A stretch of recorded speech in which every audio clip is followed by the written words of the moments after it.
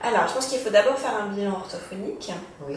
afin de voir s'il y a un problème au niveau de l'acquisition de la lecture, ce qui est le domaine de l'orthophonie.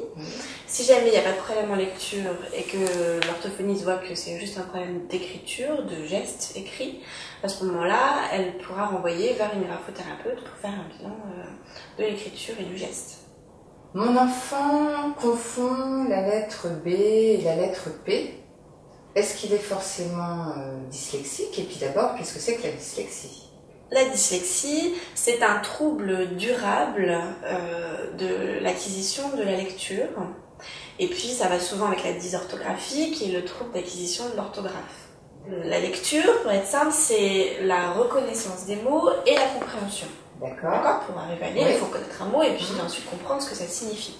Et la dyslexie, ça atteint vraiment au niveau de la reconnaissance des mots. D'accord. La compréhension n'est pas atteinte.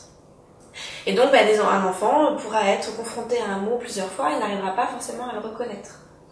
Donc ça, c'est la dyslexie. Et la dysorthographie, c'est donc à ce moment-là le fait de ne pas arriver à mémoriser l'orthographe des mots. Et donc c'est un enfant qui pourra écrire un mot de plein de façons différentes dans le même texte, par exemple. Pour pouvoir poser un diagnostic de dyslexie, on attend déjà que l'enfant ait au moins appris à lire pendant 2 ans. Donc on attend la fin du CE1, du début du CE2, pour arriver à faire un diagnostic de dyslexie. Et faire la différence entre un retard simple qui va se résorber et un trouble qui va durer.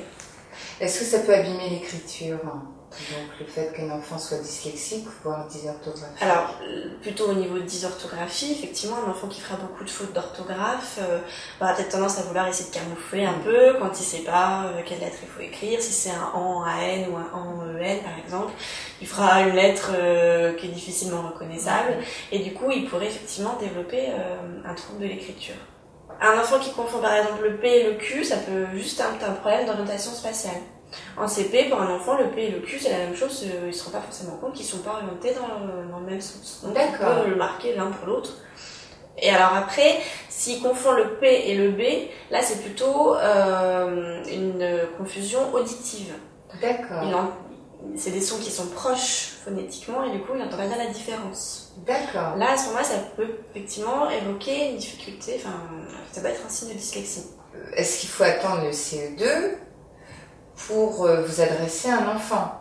Alors non, c'est parce qu'on peut parler d'une dyslexie, qu'on peut poser le diagnostic en fin de CE1, début CE2, qu'il faut attendre cette année-là pour venir me consulter. Je pense que dès qu'il y a une suspicion, dès qu'il y a des difficultés, qu'un enfant n'arrive pas à rentrer dans la lecture au milieu du CP, fin du CP, c'est important de faire déjà un bilan orthophonique parce que nous, on peut aussi voir s'il y a des signes qui peuvent alerter sur une éventuelle dyslexie et puis commencer une prise en charge précoce. D'accord. Ou pas, et réorienter vers la graphothérapeute. La graphothérapeute, s'il y a un problème graphomoteur, effectivement.